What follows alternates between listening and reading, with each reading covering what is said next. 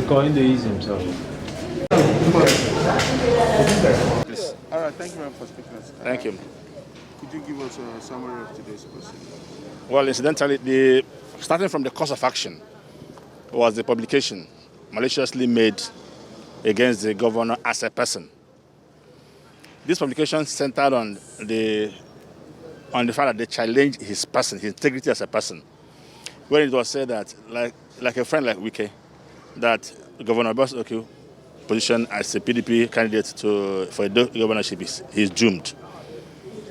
So that was the essence of this case. And in fact, the publishers' efforts were made. They said the publication should be made against him as a person was wrong. You should also exercise the right of apologizing. But they refused.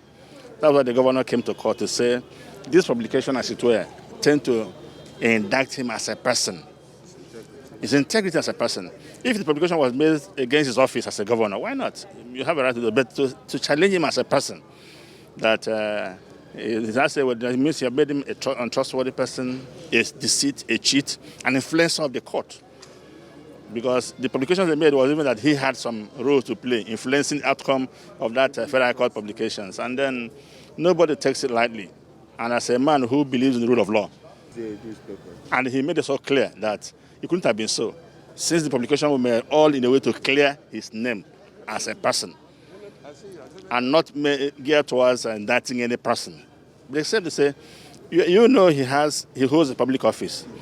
And if you look at his resume, the awards and degrees, in fact, the awards mainly, he has acquired. You cannot just by publication dent that image, that integrity. That's the essence of this suit. Thanks for checking out SYMFONI on YouTube. Please be sure to subscribe and like our videos for updates.